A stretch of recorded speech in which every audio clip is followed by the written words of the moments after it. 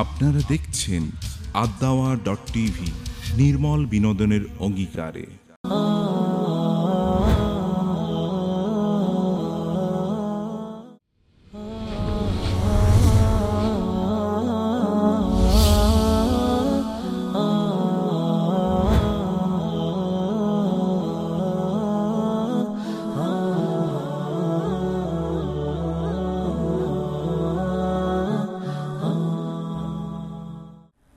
আসসালামু আলাইকুম ওরহমতুল্লাহি ওবরাকাতুহু। আলহামদুলিল্লাহি রব্বিল আলামিন ওয়াসসালাতু ওয়াসসালামু আলা সাইয়্যিদিল আমবিয়া ওয়াল মুরসালিন ওয়া আলা আলিহি ওয়া আসহাবিহি আজমাইন ওয়া বাদ। প্রিয় দর্শক, এই মুহূর্তে কাছে দূরে দেশে প্রবাসে যে যেখান থেকে আমাদেরকে দেখছেন সবাইকে জানাচ্ছি অনেক অনেক মোবারকবাদ। আর সেই সাথে সাদর আমন্ত্রণ জানাচ্ছি আদ-দাওয়া.টিভি এর বিশেষ ইসলামিক আয়োজন জীবন জিজ্ঞাসায়। প্রিয় দর্শক, অনুষ্ঠানটি সরাসরি সম্প্রচারিত হচ্ছে দাওয়া টিভির স্টুডিও থেকে। আপনাদের যে কোনো প্রশ্ন আমাদের কাছে করতে ফোন করুন 0293594800 এই নাম্বারে।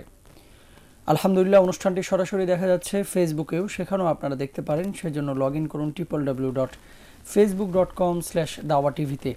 ইউটিউবে আমাদের যে কোনো প্রোগ্রামের আপডেট পেতে লাইক দিন এবং সাবস্ক্রাইব করুন দাওয়া টিভিতে। ইনশাআল্লাহ তাআলা আমাদের সমস্ত প্রোগ্রামের আপডেট আপনারা সেখান থেকে পেয়ে যাবেন। আর আজকে আপনাদের প্রশ্নগুলির কোরআন এবং সুন্নাহের আলোকে সমাধান দেওয়ার জন্য যিনি আমাদের মাঝে উপস্থিত রয়েছেন, আমাদের সকলের শ্রদ্ধেয় মুহতারাম অধ্যাপক মোহাম্মদ মুখতার আহমদ। আসসালামু আলাইকুম ওয়া রাহমাতুল্লাহি ওয়া বারাকাতুহু। ওয়ালাইকুম আসসালাম ওয়া রাহমাতুল্লাহ। মুহতারাম, কেমন আছেন? আলহামদুলিল্লাহ, জি আপনি ভালো আছেন? আলহামদুলিল্লাহ মুহতারাম, জাযাকাল্লাহ। আপনি আপনার মূল্যবান সময় দিয়ে আমাদের এই অনুষ্ঠানটিকে আরো সমৃদ্ধ করেছেন। বারাকাল্লাহু ফিকুম। প্রিয় দর্শক, আমরা মুহতারামের কাছে যাব প্রশ্ন নিয়ে। প্রথমে আমি দেখতে পাচ্ছি আমাদের কাছে মারিয়াম নামের এক বোন প্রশ্ন পাঠিয়েছেন গাজীপুর থেকে। উনি জানতে চেয়েছেন, বাজার থেকে যেই মুরগি ক্রয় করা হয়, খরিদ করা হয়, অনেক সময় মুরগি জবাহের সময় যিনি জবাহ করছেন নিশ্চয় বিক্রেতাই সাধারণত করে থাকেন, দেখা যায় যে আল্লাহর নাম যে নিচ্ছেন প্রত্যক্ষ করা যায় না। তো এই ধরনের মুরগিগুলো খাওয়া যাবে কিনা? আরেকটি বিষয় উনি জিজ্ঞেস করেছেন যে ড্রেসিং করে এই ধরনের মুরগি ভক্ষণ করা অথবা প্রাণী ভক্ষণ করা, এটা কতটুকু ইসলামী শরীয়ত অনুমোদন করেছে? ইন্নাল হামদুলিল্লাহি ওয়াসসালাতু ওয়াসসালামু আলা রাসূলিল্লাহ ওয়া আলা আলিহি ওয়া আসহাবিহি ওয়া মান ওয়ালা, আম্মা বা'দ। প্রথমত হচ্ছে যে আল্লাহ সুবহানাহু ওয়া তাআলার নাম নিয়েই তো আমাদেরকে সবকিছু ভক্ষণ করতে হয়। আর প্রাণীর ক্ষেত্রে, জবাই করার ক্ষেত্রে অবশ্যই সেখানে আল্লাহ সুবহানাহু ওয়া তাআলার নাম নিতে হয়। কোরআনের একাধিক জায়গায় আল্লাহ সুবহানাহু ওয়া তাআলা বলেছেন, ওয়ালা তাকুলু মিম্মা লাম ইউযকারি ইসমুল্লাহি আলাইহি, তোমরা তা খাবে না, সে সকল প্রাণীর মাংস তোমরা খাবে না যার জবাই করার সময় আল্লাহ সুবহানাহু ওয়া তাআলার নাম সেখানে উচ্চারণ করা হয় না, মানে আল্লাহর নামে সেটি জবাই করা হয় না। এবং অমা উহিল্লা লিগাইরিল্লাহি বিহি, যেটি আল্লাহ ছাড়া অন্য কারো নামে যদি জবাই করা হয়। দুটো বিষয় এখানে, একটি হচ্ছে আল্লাহর নাম সেখানে উচ্চারণ করা হয় না কিন্তু কোনো মুসলিম সেটি জবাই করেছে, এটি একটি বিষয়। আরেকটি হচ্ছে কোনো মুসলিম হোক অমুসলিম হোক, যেই জবাই করেছে সে সেখানে আল্লাহর নাম তো উচ্চারণ করেইনি, বরং গায়রুল্লাহর নাম, অন্য কারো নাম উচ্চারণ করেছে।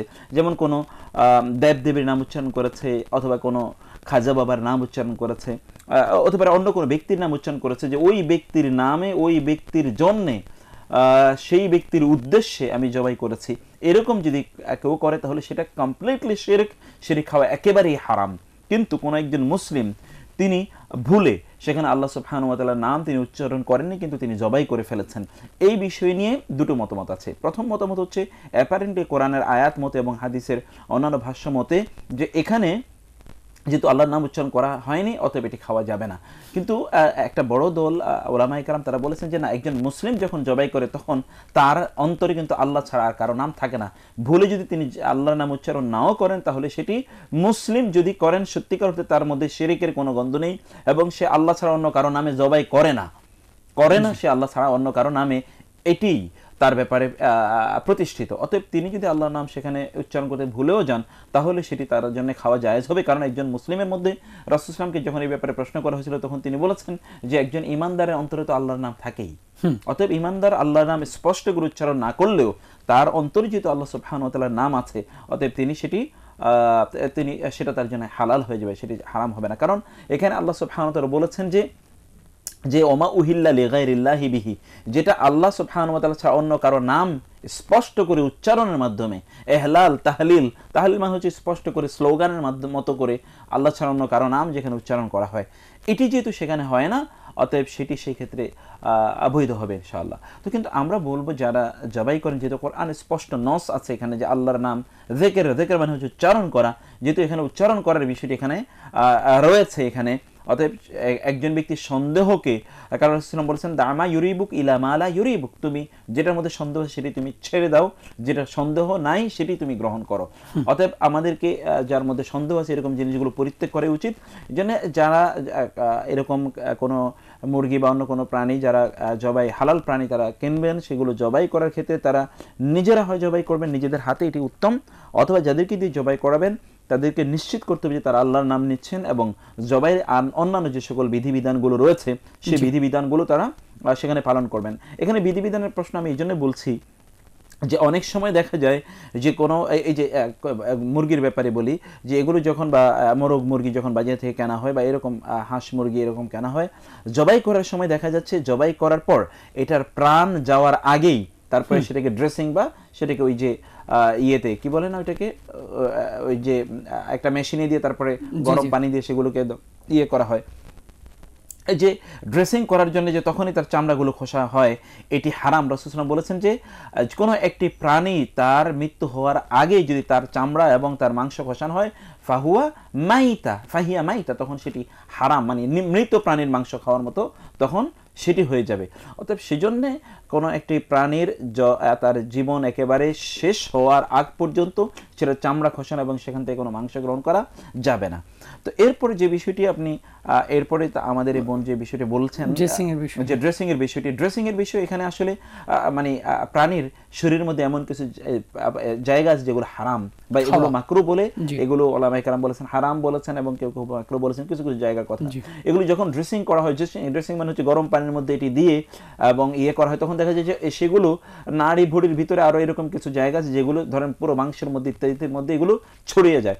সেই জন্য সেটাকে গরম করে যদি ড্রেসিং করা হয়, ড্রেসিং করার আগে নাড়ি ভুঁড়ি এবং ওই জায়গাগুলো যাতে আগে বের করে তারপরে ওইভাবে গরম পানি দিয়ে বা ওই মেশিনের মাধ্যমে ড্রেসিং করুক, তাতে কোনো আপত্তি নাই।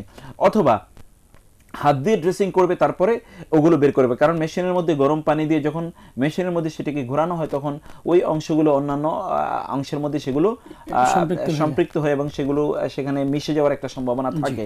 তো সেই জন্য সেটি করার আগে তিনি যদি ওই অংশগুলো পেটের ভিতর থেকে সেগুলো যদি আলাদা বের করে ফেলেন তারপরে ড্রেসিং করেন তাহলে কোনো আপত্তি নেই, সমস্যা নেই ইনশাআল্লাহ। অথবা তিনি হাত দিয়ে ঠিক করাবেন, যে মাংস খুলবে এবং হাত দিয়ে বাকি ওগুলো যখন করবে তখন আর ওই সম্ভাবনা থাকবে না ইনশাআল্লাহ। শুকরিয়া মুহতারাম, জাযাকাল্লাহ।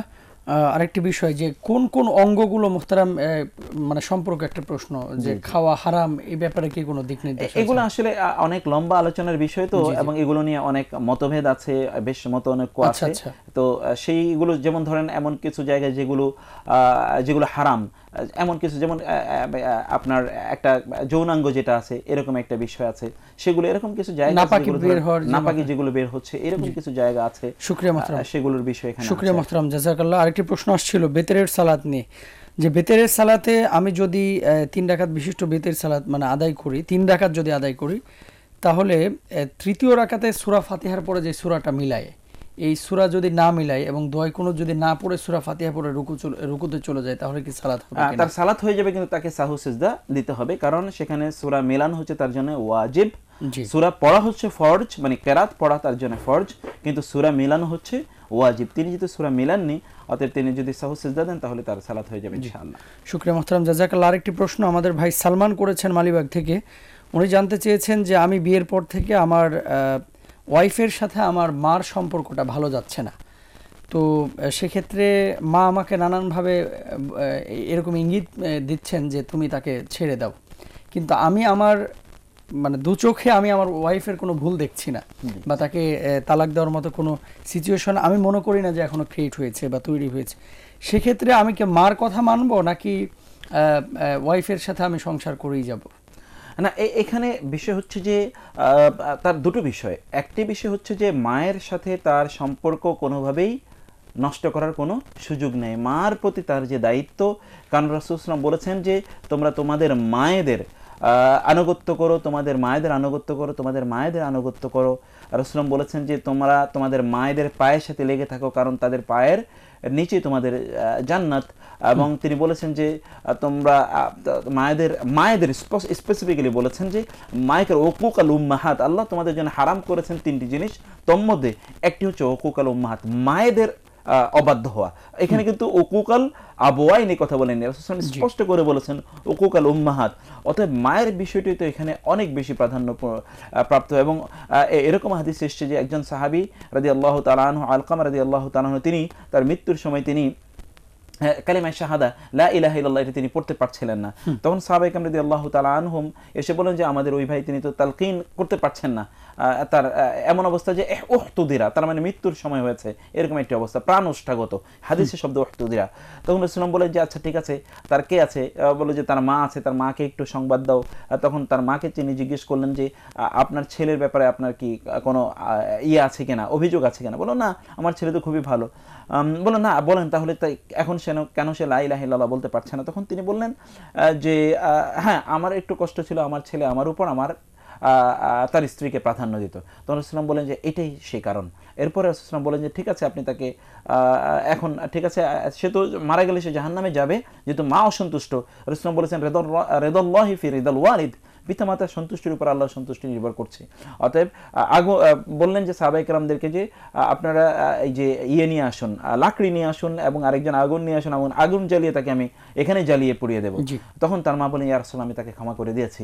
তখন রাসূল সাল্লাল্লাহু আলাইহি ওয়াসাল্লাম বললেন যে এবার তোমরা গিয়ে দেখো যে আলকামার কি অবস্থা। তখন তারা গিয়ে দেখলেন যে আলকামার এবার জবান খুলে গিয়েছে, আলকামার বলতে পারছেন লা ইলাহা ইল্লাল্লাহ। ফলে মায়ের আনুগত্যের বিষয়টি এই লেভেলের, তাকে যেটি করতে হবে যে আতি কুল্লাযী হাক্কিন হাক্কা, প্রত্যেকে যার অধিকার আছে তার উপরে, যাদের প্রতি তিনি দায়িত্বশীল, প্রত্যেকের প্রতি তার দায়িত্ব তিনি সমানভাবে পালন করবেন, প্রত্যেকের তিনি পরিপূর্ণভাবে তার যে হক আছে হকগুলো পরিপূর্ণভাবে তিনি প্রদান করবেন। এই কাজটি তিনি করবেন যাতে কারো উপরে কোনো অবস্থায় জুলুম না হয়। বিশেষ করে মাকে তো তিনি অগ্রাহ্য করতেই পারবেন না, মাকে তিনি অসম্মান করার কোনো অবস্থা নেই। আমাদের এখানে দুটো প্রবলেম আছে, একটা হচ্ছে শাশুড়িদের প্রবলেম, আরেকটা হচ্ছে স্ত্রীদের মানে বউদের প্রবলেম।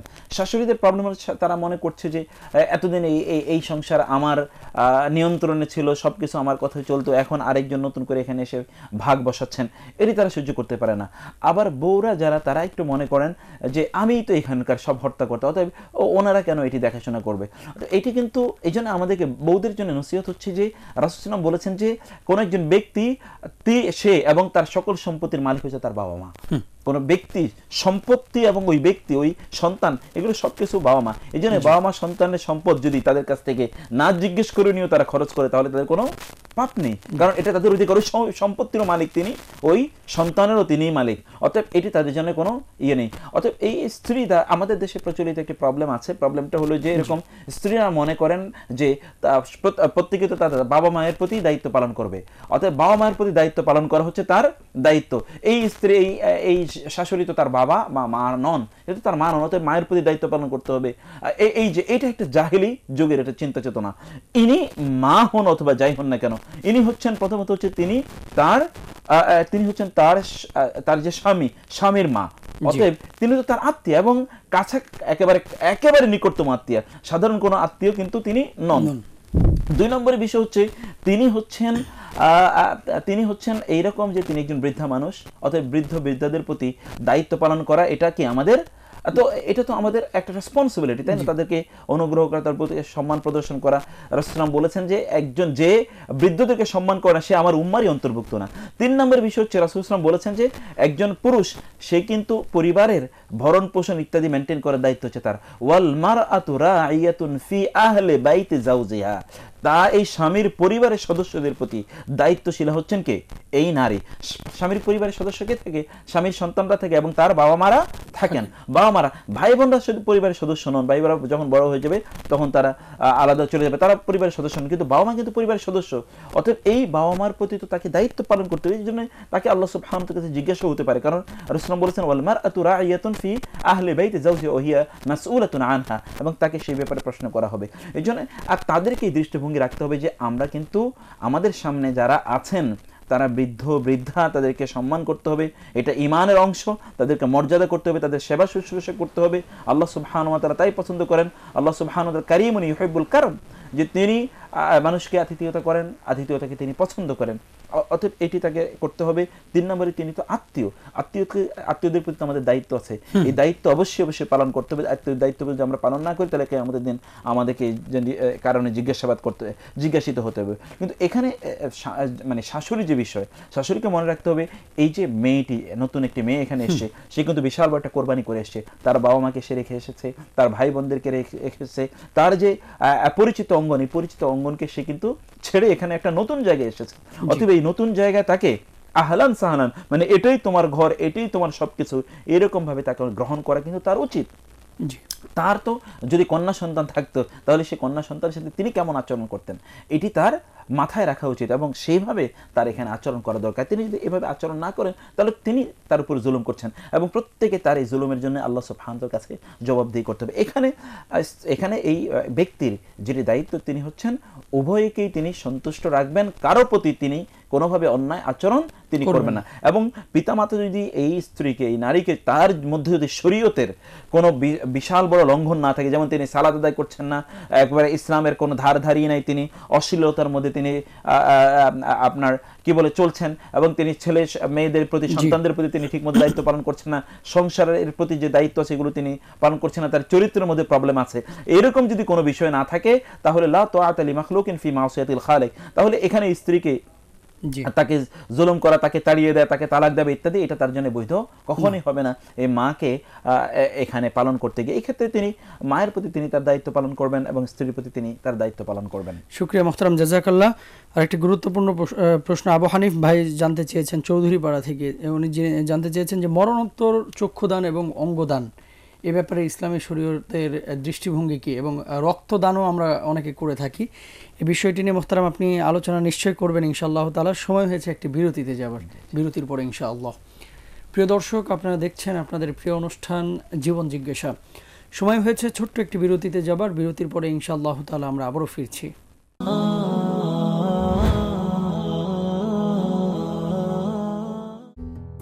সারা দেশে বিভিন্ন জায়গায় হামদর্দের স্বাস্থ্য সেবা ও বিক্রয় কেন্দ্র রয়েছে। সারা বাংলাদেশের মানুষের স্বাস্থ্য সেবায় হামদর্দ।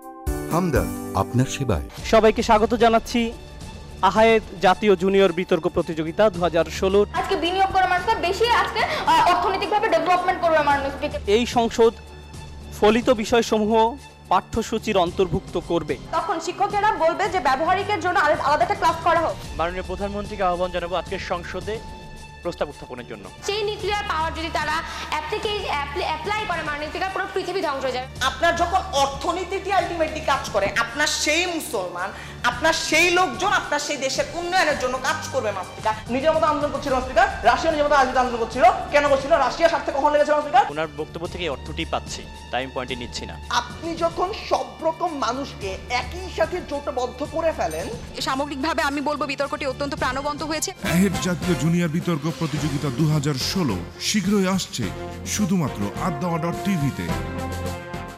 নারী, সম্মান, রাশিকৃত স্বর্ণরৌপ্য আর চিহ্নিত ঘোড়াসমূহ, গবাদি পশু এবং ক্ষেত খামারের প্রতি আসক্তি মানুষের কাছে চাকচিক্যময় করে দেওয়া হয়েছে। এসব ইহজীবনের ভোগ্য সামগ্রী মাত্র, আর আল্লাহ তার নিকটই রয়েছে উত্তম আশ্রয়স্থল। সূরা আল ইমরান আয়াত 14। বিদ্যুৎ বিলটা, গ্যাস বিলটা যা সময় দিয়ে যায়। কিসের বিল মিলমা? এসব বিদ্যুৎ বিল দেওয়ার জন্য আমি বসে থাকি? পৃথিবীর সেই শ্রেষ্ঠ মানুষ নবী মোহাম্মদ রাসূলুল্লাহ সাল্লাল্লাহু আলাইহি ওয়াসাল্লামকে যখন জিজ্ঞেস করা হয়েছিল আল্লাহর পরে স্থান কার, উনি 3 বার বলেছিলেন মা মা মা। কথা হন, আমার লগে কামে চল। এসব কাম কাজ আমার ভালো লাগে না। তোমার না কইছি প্রত্যেকদিন বেগর করবা না? কিন্তু যে বাবা এত কষ্ট করে আমাদের জন্য উপার্জন করে আনে, তাদের সঙ্গে এমন কোনো ব্যবহার কখনো করো না যাতে তারা কষ্ট পায়। আমরা আমাদের প্রতিবেশী, সমাজ ও দেশের প্রতি মুমিন হিসেবে কতটুকু দায়িত্ব পালন করছি, যা করছি তা সঠিক করছি কিনা, না করলে একজন মুসলমান হিসেবে কি করণীয়। জেমস সালাউদ্দিনের প্রযোজনায় শমশের আলী হেলালের জীবন ঘনিষ্ঠ আলোচনা অনুষ্ঠান শুদ্ধতার পথে দেখতে চোখ রাখুন প্রতি সোম ও মঙ্গলবার addawa.tv-তে।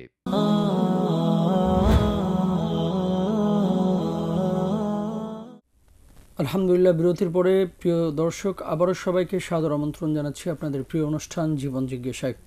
অনুষ্ঠানটি সরাসরি সম্প্রচারিত হচ্ছে দাওয়া টিভির স্টুডিও থেকে। আপনাদের যে কোনো প্রশ্ন আমাদের কাছে করতে ফোন করুন 0293594880 এই নম্বরে। আলহামদুলিল্লাহ, অনুষ্ঠানটি সরাসরি দেখা যাচ্ছে ফেসবুকেও, সেখানেও আপনারা দেখতে পারেন। সেজন্য লগ ইন করুন www.facebook.com/dawatvতে। আমাদের মোহতারাম আলোচনা করছিলেন জীবন ঘনিষ্ঠ বিষয় নিয়ে। আমরা মোহতারামের কাছে আবারও ফিরে যাচ্ছি। আলোচনা করছেন আমাদের সকলের শ্রদ্ধেয় মোহতারাম অধ্যাপক মোহাম্মদ মুখতার আহমদ। মোহতারাম, বিরতির আগে একটি প্রশ্ন নিয়ে আপনার কাছে গিয়েছিলাম, আমাদের এক ভাই করেছিলেন অঙ্গদানের ব্যাপারে। মৃত্যুর পরবর্তীতেও আমরা অনেকে অঙ্গদান করে থাকি, চক্ষু দান করে থাকি, কিডনি দান করে থাকি, আবার বেঁচে থাকা অবস্থাতেও অনেকে দান করি। এই বিষয়গুলো আসলে ইসলামী শরীয়তে অনুমোদন আছে কিনা?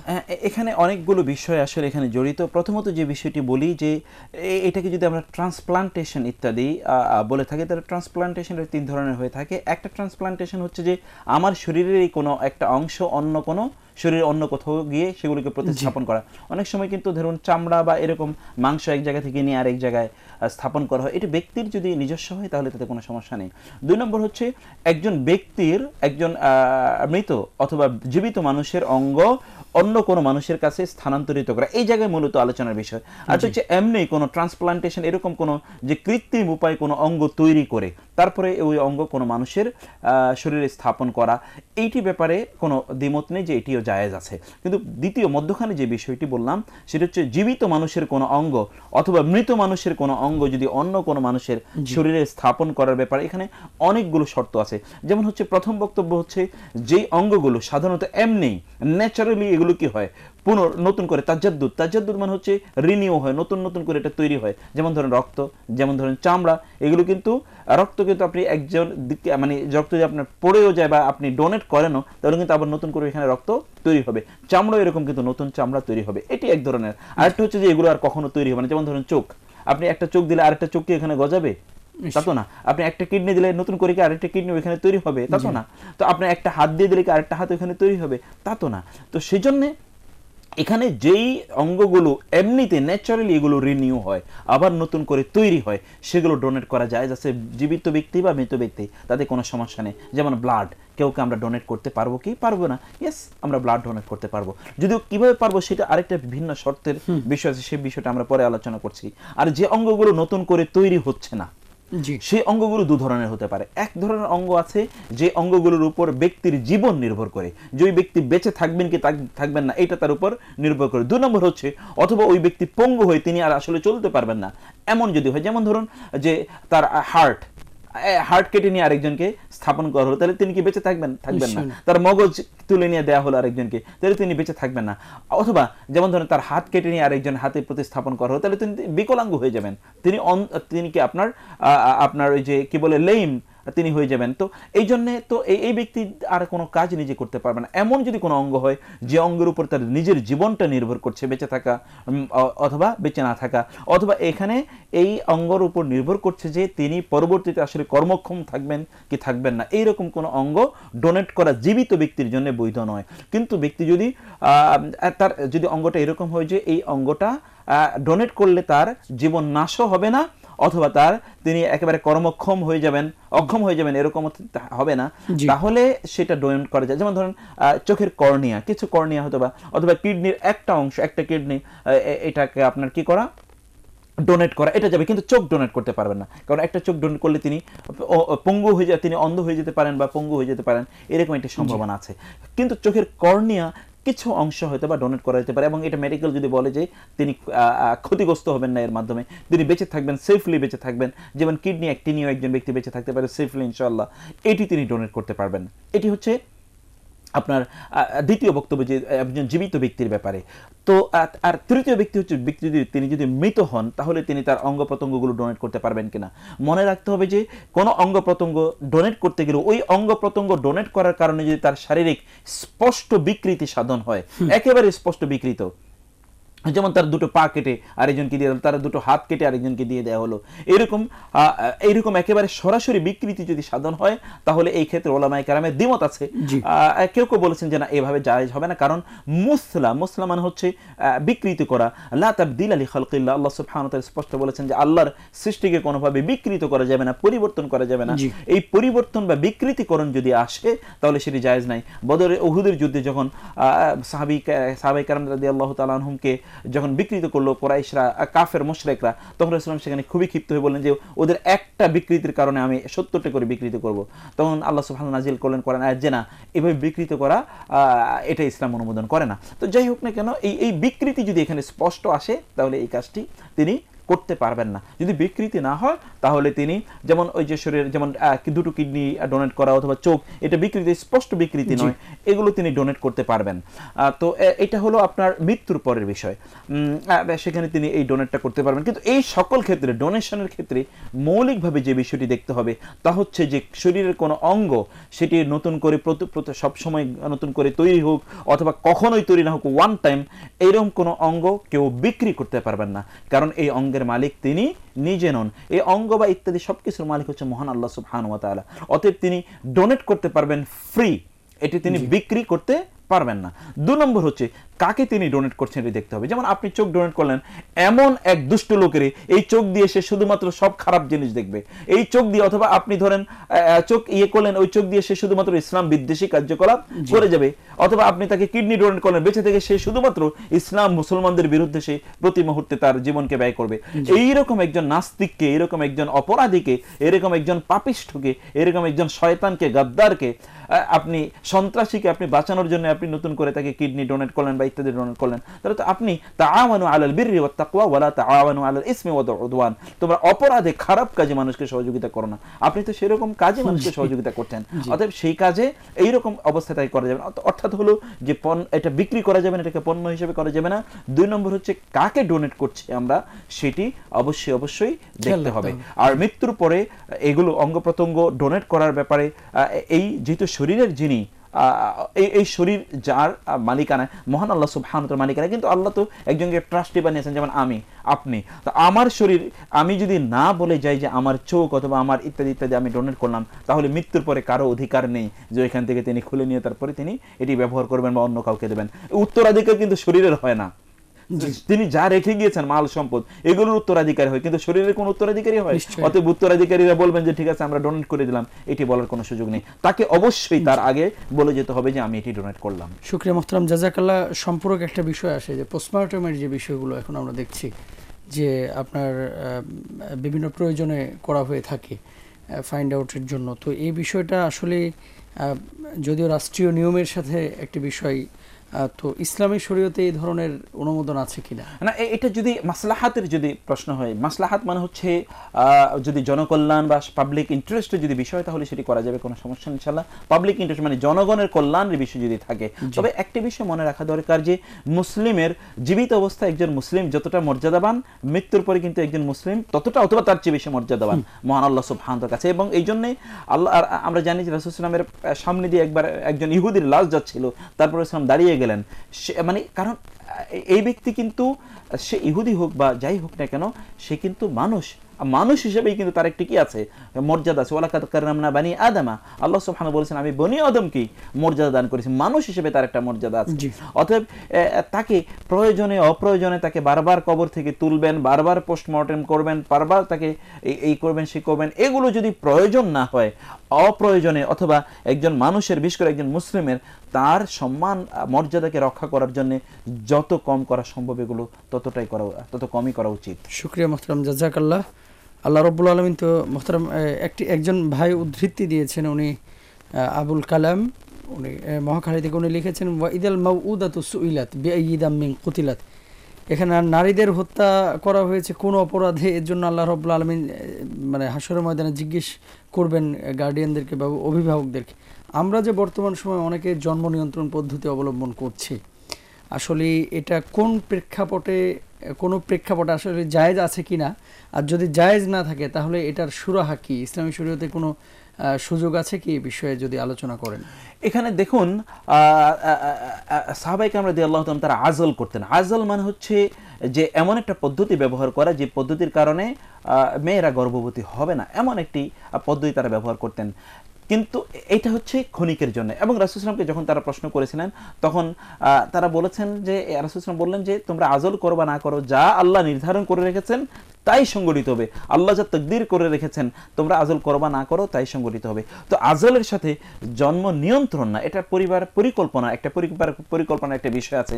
সেখানে দেখুন মহান আল্লাহ সুবহানাহু যেমন কোরআনে আল্লাহ সুবহানাহু তাআলা বলেছেন যে প্রত্যেকটা সন্তানকে কিন্তু দুধ পান করাতে হবে 2 বছর। তারা দুধ পান করবে ওয়াল ওয়ালিদাতু ইউরদি'না আওলাদাহুন্না হাওলাইনি কামিলাইনি, 2 বছর লিমান আরাদা ইউতিম্মার রিদা, 2 বছর তাকে দুধ পান করানোর কথা। এবং 2 বছর দুধ পান করালে একটা বাচ্চার তার যে গঠন, তার স্বাস্থ্য, তার সুস্থতা এবং তার শরীর ইত্যাদি কিন্তু ঠিকমতো হয়। তো 2 বছর যদি আমরা দেখি তাহলে 2 বছরের একটা গ্যাপ কিন্তু আল্লাহ সুবহানাহু ওয়া তাআলা কিন্তু তৈরি করে দিয়েছেন। ওয়া হামলুহু ওয়া ফিসালুহু 30 শাহরা, যে তার হামল এবং তার ফিসাল অর্থাৎ এই বাচ্চাটার জন্ম, তার দুধ পান করা, তার জন্ম এবং তার দুধ পান করা ছাড়া পর্যন্ত, মানে তার পেটে আসা, মায়ের গর্ভে আসা এবং দুধ পান ছাড়া পর্যন্ত 30 মাস।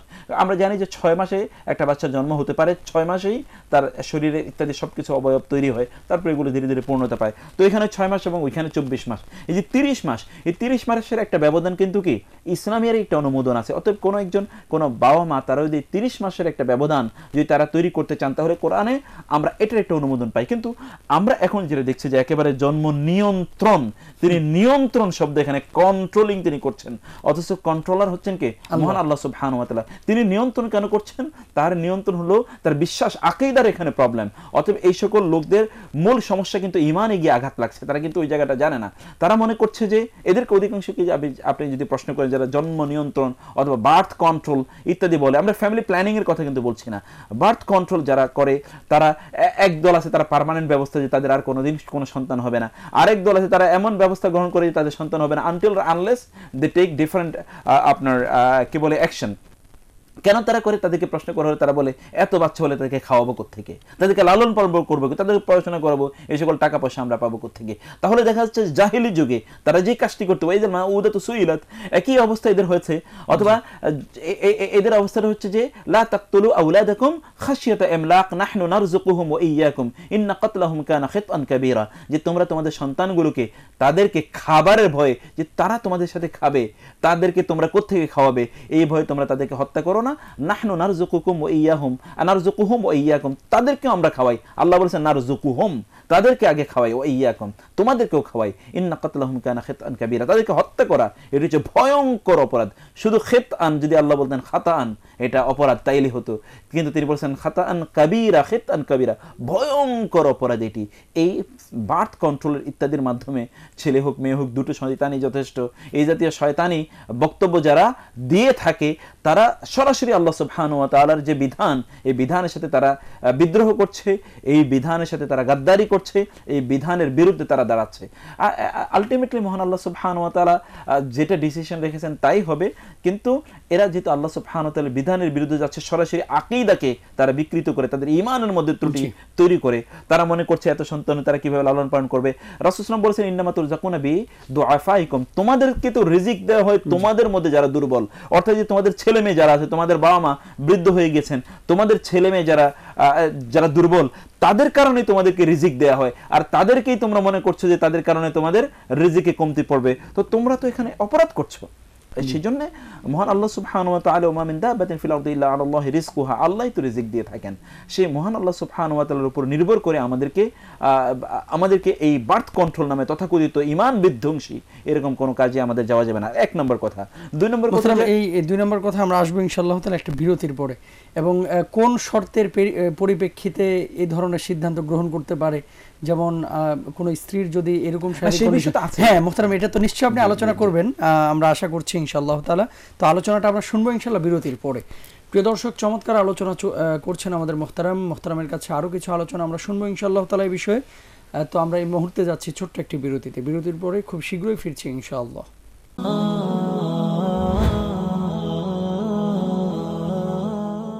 সবাইকে স্বাগত জানাচ্ছি আহায়েদ জাতীয় জুনিয়র বিতর্ক প্রতিযোগিতা 2016। আজকে বিনিয়োগ করা মানুষকে বেশি আজকে অর্থনৈতিকভাবে ডেভেলপমেন্ট করবে মাননীয় স্পিকার। এই সংসদ ফলিত বিষয়সমূহ পাঠ্যসূচির অন্তর্ভুক্ত করবে। তখন শিক্ষকেরা বলবে যে ব্যবহারিকের জন্য আলাদা একটা ক্লাস করা হোক। মাননীয় প্রধানমন্ত্রীকে আহ্বান জানাবো আজকের সংসদে প্রস্তাব উত্থাপনের জন্য। সেই নিউক্লিয়ার পাওয়ার যদি তারা অ্যাপ্লাই করে মাননীয় স্পিকার, পুরো পৃথিবী ধ্বংস হয়ে যাবে। আপনার যখন অর্থনীতিটি আলটিমেটলি কাজ করে, আপনার সেই মুসলমান, আপনার সেই লোকজন আপনার সেই দেশের উন্নয়নের জন্য কাজ করবে মাননীয় স্পিকার। নিজের মতো আন্দোলন করছিল স্পিকার, রাশিয়া নিজের মতো আন্দোলন করছিল।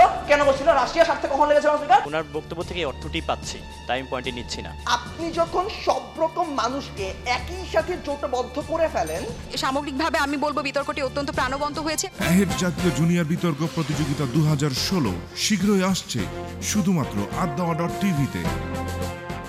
তিনি যাকে ইচ্ছা বিশেষ জ্ঞান দান করেন এবং যাকে বিশেষ জ্ঞান দান করা হয় সে প্রভূত কল্যাণ লাভ করে। জ্ঞানবানরাই কেবল উপদেশ গ্রহণ করে থাকে। সূরা বাকারা আয়াত 297। দৈনন্দিন জীবনে ইসলাম এই স্লোগানকে সামনে রেখে পথ চলা শুরু করেছে নতুন ধারার অনলাইন পোর্টাল পয়গাম.com। মানবতার মুক্তি সনদ মহাগ্রন্থ আল কোরআন এবং মানবতার মুক্তিদূত মহানবী হযরত মুহাম্মদ সাল্লাল্লাহু আলাইহি সাল্লামের শিক্ষা ও আদর্শকে তুলে ধরাই আমাদের মূল লক্ষ্য। আমাদের নির্মিত অনুষ্ঠানমালা সম্পর্কে জানতে ও আমাদের প্রবন্ধ নিবন্ধ লেখনী পড়তে ভিজিট করুন www.paygam.com। ফেসবুকে লাইক দিন www.facebook/paygam।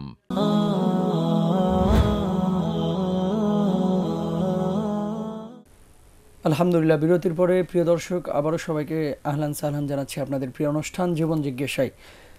আলোচনা করছেন অধ্যাপক মোহাম্মদ মুখতার আহমদ। মোহতারাম চমৎকার আলোচনা করছেন। আমরা মোহতারামের আলোচনায় ফিরে যাব। তার আগে জানিয়ে রাখি, যারা আমাদের এই অনুষ্ঠানটিতে প্রশ্ন করতে চাচ্ছেন তারা সরাসরি ফোন করুন 029359480 এই নম্বরে।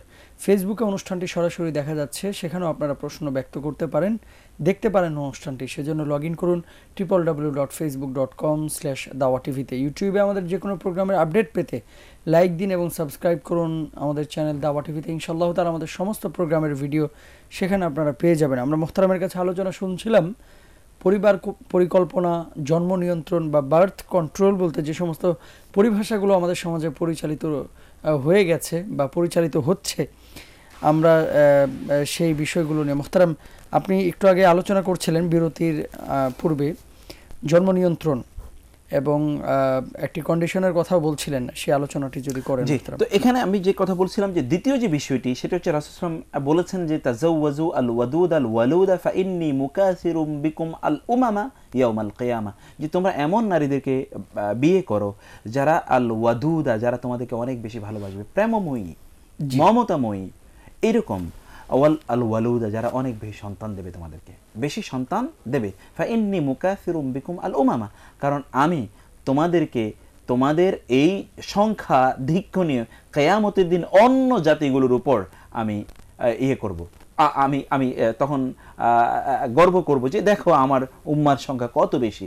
অতএব এই জন্যে আমাদেরকে এই যে আল্লাহ রাসূল সাল্লাল্লাহু আলাইহি ওয়াসাল্লামের দিক নির্দেশনা, সেই দিক নির্দেশনা আমাদের সামনে রাখা দরকার। এরপর এখানে আরেকটা বিষয় দেখুন, এই যে জন্ম নিয়ন্ত্রণ বা ইত্যাদি ইত্যাদি যে সকল স্লোগান যারা আমাদেরকে দিয়েছে, তাদের অবস্থা দেখুন, তারা প্রতি মুহূর্তে প্যাকেজ ঘোষণা করছে। আপনার যদি একটা সন্তান হয় তাহলে আপনাকে প্রতি মাসে $100, উদাহরণস্বরূপ বলছি, $100 করে এক্সট্রা দেওয়া হবে। 2 সন্তান হলে তাহলে $500 দেওয়া হবে। আপনার যদি 3 সন্তান হয় তাহলে $1000 দেওয়া হবে। 4 সন্তান হলে আপনাকে $2000 করে দেওয়া হবে প্রতি মাসে। ওরা কিন্তু ইনসেন্টিভ বাড়িয়ে দিচ্ছে বাইরের দেশে, কারণ ওরা জানে মানব সম্পদের কতটা গুরুত্ব। আর আমাদেরকে ওরা পরিবার পরিকল্পনা বা আমাদের এই যে কি বলে আপনার বার্থ কন্ট্রোল ইত্যাদি বিভিন্ন ধরনের জিনিস দিয়ে তারা আমাদেরকে নিয়ন্ত্রণ করার চেষ্টা করছে। কারণ তাদের চিন্তা হলো যে মুসলমানদের যদি সংখ্যা বেড়ে যায় তাহলে তো সর্বনাশ। তারা বলতে পারবে না যে আমরা সংখ্যায় অধিক।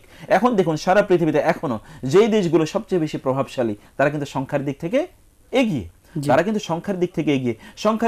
সংখ্যার কারণে যদি কোনো দেশ অর্থনৈতিকভাবে দুর্বল হতো তাহলে চায়না, আমেরিকা এই পৃথিবীর এক্সাম্পল হতে পারতো না। এই পৃথিবীতে এখন সম্পদশালী আমেরিকাতে 30-32 কোটি লোকের অভাব আছে, চায়নাতে সেখানে 150 কোটি লোকের মতো। তো ওদের অর্থনৈতিক অবস্থা কি খারাপ? ওদের অর্থনৈতিক, তাদের কি না খেয়ে কেউ মারা যাচ্ছে? তো এইগুলো তো জাহেলি যুগের কথাবার্তা, যে খাদ্যের অভাবে তারা খাবে, তারা আমাদের খাবারে তারা শেয়ার করবে। এই জন্য জাহেলি যুগে আল্লাহ সুবহানাহু ওয়া তাআলা বলেছেন যে ওয়াইযা বুশিরা আহাদুহুম বিল উনসা যাল্লা ওয়াজহুহু মুসওয়াদ্দান ওয়া হুয়া কাযীম ইয়াতাওয়ারা মিনাল কওমি মিন সুই মা বুশিরা বিহি আয়ুমসিকুহু আলা হুনিন আম ইয়াদুসুহু ফিত তুরাব আলা সা মা ইয়াহকুমুন। যে ওই জাহেলি যুগে ও যখন বলা হতো যে কন্যা সন্তান তাদের জন্ম হয়েছে, তখন তাদের মুখগুলো তাদের কালো হয়ে যেত, কারণ তারা মনে করতো এখন আমার এই কন্যা সন্তান, এরা আবার আমার সাথে একসাথে খাবে, বিয়ে দেওয়ার সময় আবার আমাদের খরচ আছে, এদেরকে লালন পালন করতে হবে ইত্যাদি ইত্যাদি তাদের। তো জাহিলি যুগের চেয়ে আমাদের পার্থক্য কোথায়? আমি তো দেখি এখানকার জাহিলিয়াত আরো ভয়ঙ্কর। ওই যুগে শুধু মহিলাদেরকে মনে করা হতো, এখন ছেলে মেয়ে সবাইকে মনে করা হয়। মজার বিষয় হচ্ছে এখানে যে রিস্কের ভয়ে যারা আমরা হত্যা করি সন্তানদেরকে, আমি আপনার সাথে একটা বিষয় শেয়ার করতে যাচ্ছি। ব্রিটিশরা যখন এই পাক ভারত উপমহাদেশ মানে আপনার দখলে নিল বা নিজেদের আয়ত্ত নিল, তখন তো এই বাংলাদেশে এই এই এই এলাকাটায় 3 কোটি বা 4 কোটি 4.5 কোটি মানুষ। তখন কিন্তু দুর্ভিক্ষ হয়েছে, এখন কোনো দুর্ভিক্ষ হয়? তখন তো খাবারের কোনো মানে ব্যাপক সংকট দেখা দিয়েছিল, সংকট ছিল। অতএব দুর্ভিক্ষ তখন হয়েছে, এখন তো দুর্ভিক্ষ হয় না। তো সেজন্য কারণ কি? কারণ হচ্ছে তো আল্লাহ সুবহানাহু ওয়া তাআলা রাসূল সাল্লাল্লাহু আলাইহি ওয়াসাল্লাম বলেছেন যে কোন একজন ব্যক্তি মৃত্যুবরণ করবে না যতক্ষণ না হাত্তা তাস্তাউইবা আজালাহ ওয়া তাকমিলা রিজকা, যে সে তার রিজিককে যতক্ষণ পর্যন্ত পরিপূর্ণভাবে গ্রহণ না করবে ততক্ষণ পর্যন্ত তার মৃত্যু হবে না। রিজিক তো আল্লাহ, আর রিজকু মাকসুমুন আহুম ইয়াকসিমুন রাহমাত রাব্বিক। তারা কি আল্লাহর রহমতগুলোকে তারা কি বন্টন করছে? নাহনু কাসামনা বাইনাহুম মাঈশাতাহুম, আমরা তাদের জীবন, তাদের যে জীবিকা, তাদের জীবন উপকরণ, এগুলো আমরা তাদের মাঝে বন্টন করি। এটা আল্লাহ বন্টন করেন, আল্লাহ এগুলো প্রদান করেন। অতএব মানুষ এগুলো পাবে কোত্থেকে? কোন একজন ব্যক্তির একটা সন্তান, দেখা যাচ্ছে তার সম্পদের অভাব নাই, আবার কোন একজন ব্যক্তির একটা সন্তান, দেখা যাচ্ছে সে ভিক্ষুক। কোন ব্যক্তির 10টা সন্তান, তার সম্পদের অভাব নাই, কিন্তু কোন ব্যক্তির একটাই মাত্র সন্তান, 2টো মাত্র সন্তান, কিন্তু তারপরে সে ভিক্ষুক। অতএব সম্পদের উপর কি সন্তানের সংখ্যার উপর কি সম্পদ নির্ভর করে? তা তো না। আমি দেখেছি, বরং আমরা দেখেছি যাদের পরিবারের সন্তান বেশি, তারা হয়তো বা 1-2 বছর তারা হয়তো বা কষ্টে তারা জীবনযাপন করেছে, পরবর্তীতে তাদের 10টা সন্তান তাদের জন্য ইনকাম করছে। 10টা সন্তান, 5টা সন্তান, 7টা সন্তান, 8টা সন্তানের জন্য ইনকাম করছে। এই জন্য এখন দেখুন যে 1-2টা সন্তান যদি, তাহলে প্রবলেমটা কোথায়? 1-2টা সন্তান হলে আপনি এগুলো শয়তানে পরিণত হয়, আপনি তাকে না পারেন কিছু বলতে। এবং বর্তমান পরিসংখ্যান অনুযায়ী এই সমস্ত বাবা মা যাদের 1-2টা সন্তান, তাদেরকে বৃদ্ধাশ্রমে শেষ আশ্রয়টা নিতে আসলে তো কারণ হচ্ছে, কারণ পাবলিক কোনো অপশন থাকছে না। এই সন্তানগুলোকে তারা সঠিকভাবে তারা লালন পালন করতে পারে না, মানুষ করতে পারে না, শাসন করতে পারে না, এরা বেড়ায়া হয়ে যায়। এবং এদের পরিস্থিতি কোথায় গিয়ে দাঁড়ায় আমরা তো দেখি। অতএব আমাদের দাদা বা আমাদের বাবা বা তারাও পূর্বের যাদের 8-10টা সন্তান, তারা সবাই কিন্তু অনেক ভালো মানুষ হয়েছে। কিন্তু এখন আমরা এত মানুষের সংখ্যা দেখি, রাস্তাঘাটে সর্বত্র এতটা বেড়াদের, এতটা ওয়েওয়ার্ড, এতটা দুষ্টদের, এতটা আপনার কি বলে সন্ত্রাসী, এতটা আপনার মাস্তান, পাতি মাস্তান, বড় মাস্তান ইত্যাদিদের সন্ত্রাসী। তারপরে আমরা দেখি দুর্বৃত্তদের সংখ্যা দেখি। এত দুর্বৃত্তপনা কেন হয়েছে? কারণ হচ্ছে আমরা মনে করছি যে 1-2টা সন্তান হবে, এগুলো উচ্ছন্নে যাই হোক না কেন, এগুলো দেখার বিষয় না। তো এই জন্য আমরা বলছি যে বার্থ কন্ট্রোলটা এই সকল দৃষ্টিভঙ্গি থেকে সরাসরি আল্লাহ সুবহানাহু ওয়া তাআলার বিরুদ্ধে বিদ্রোহ। কিন্তু যদি কোনো একজন ব্যক্তি এমন হয়, যেমন বললাম যে ওই যে তার সন্তানদের, এই যে সন্তানদের তাদের শারীরিক, কারণ তাদেরকে এই যে তার মায়ের দুধ খাওয়া এবং এই ছোট বয়সে তাকে এক্সট্রা একটু কেয়ার দেয়া, এটার জন্য আল্লাহ কিন্তু আমাদেরকে 24 মাস এবং 30 মাসের একটা কিন্তু ইন্টারভেলের কথা আল্লাহ সুবহানাহু ওয়া তাআলা বলেছেন। এটি একটা বিষয় যে সন্তানদের স্বাস্থ্য। আর হচ্ছে মায়ের, যেই মা এই সন্তান জন্ম দেবেন, সেই মায়ের স্বাস্থ্যের একটা বিষয় আছে, যে তার স্বাস্থ্য সেটি গ্রহণ করতে পারছেন কিনা, তিনি সেটি আপনার কতটুকু, যে তার শারীরিক আপনার কি বলে অসুস্থতা কোন লেভেলের আছে ইত্যাদি সেগুলো দেখার বিষয় আছে। কিন্তু তারপরে সর্বোপরি কিন্তু দেখুন, মহান আল্লাহ সুবহানাহু ওয়া তাআলা যদি মনে করেন যে এই ব্যক্তির স্বাস্থ্য কুলাবে না এই সন্তানকে ধারণ করার, তাহলে কি তিনি তাকে দেবেন? অর্থাৎ মহান আল্লাহ সুবহানাহু ওয়া তাআলার পরিকল্পনা কি নাই? তিনি কি জানেন না যে তিনি তো ইউদাব্বিরুল আমরা ইউফাসসিলুল আয়াত, তিনি তো সবকিছু নিয়ন্ত্রণ করে, ফাআলুল লিমা ইউরিদ, তিনি সবকিছু জানেন যে কোনটা কার জন্য কল্যাণকর। অতএব সেই জন্য আল্লাহ সুবহানাহু ওয়া তাআলার পরিকল্পনার উপরে আমাদেরকে নির্ভর করা উচিত, তার পরিকল্পনার উপর আমাদেরকে ছেড়ে দেওয়া উচিত এই সকল বিষয়ে। এরপরে তো দুটো বিষয় এখানে স্পষ্ট, একটা বিষয় হচ্ছে যেখানে সন্তানের স্বাস্থ্য, আর হচ্ছে মায়ের স্বাস্থ্য। এই বিষয়গুলো তো আমাদের সামনে রাখা দরকারই। এবং সাহাবায়ে কেরাম রাদিয়াল্লাহু তাআলা তারা বলেছেন যে কুননা নাযিলু ওয়াল কুরআনু ইয়ানজিলু, আমরা আযল করতাম, এই যে ফ্যামিলি প্ল্যানিং এর যে কথা বলছি, আমরা আযল করতাম এবং কোরআনও নাজিল হয়েছে, কিন্তু কোরআন আমাদেরকে নিষেধ করেনি আযল করতে। সেটা হচ্ছে যে তারা এমন একটা পদ্ধতি ব্যবহার করতেন যে যাতে কোনো অবস্থায় মা আপাতত গর্ভবতী না হয় বা স্ত্রী গর্ভবতী না হয়, এটা তারা এটুকুর ব্যবস্থা তারা গ্রহণ। শুকরিয়া মুহতারাম, জাযাকাল্লাহ চমৎকার আলোচনার জন্য। এই আপনি যে আলোচনাগুলো করেছেন, আলহামদুলিল্লাহ আমরা আশা করছি সকল দর্শক উপকৃত হয়েছেন এবং স্পষ্ট হয়ে গেছেন যে রিজক আল্লাহর পক্ষ থেকে আসে, এটা কোনো মানুষের জন্য নির্ধারণ করে দেয় না, বরং মানুষ মাধ্যম হিসেবে কাজ করেন। আরেকটি বিষয় মোহতারাম, আমাদের কাছে এক ভাই জিজ্ঞেস করেছেন, আব্দুর রহমান, উনি টঙ্গী থেকে প্রশ্নটি করেছেন যে বর্তমান সময়ে দেখা যাচ্ছে অনেক ওয়াজ মাহফিল হচ্ছেন এবং এখানে ওয়াজ মাহফিলে যে সমস্ত ইসলামিক স্কলাররা পারফর্ম করছেন বা নসিহত পেশ করছেন, তারা আগে থেকেই আপনার কন্ট্যাক্টে আসেন যে আমি অমুক জায়গায় যাব, আমাকে এত টাকা দেওয়া লাগবে। তো একটা হচ্ছে উজরা খরচ আর একটা হচ্ছে নিজের শ্রমের বিনিময়। তো এই বিষয়টাকে আপনি কিভাবে দেখছেন এবং ইসলামী শরীয়ত এটার ব্যাপারে অনুমতি দিয়েছে কি না? আমরা এই আলোচনায় মোহতারাম ফিরবো ইনশাআল্লাহ তাআলা একটি ছোট্ট বিরতির পরে। প্রিয় দর্শক, চমৎকার আলোচনা করছেন মোহতারাম। আর এখন যে প্রশ্নটি করেছি, এই প্রশ্নের উত্তর জানতে হলে থাকতে হবে আমাদের সাথে শেষ পর্যন্ত। এই মুহূর্তে যাচ্ছি ছোট্ট একটি বিরতিতে, ফিরছি শীঘ্রই ইনশাআল্লাহ তাআলা।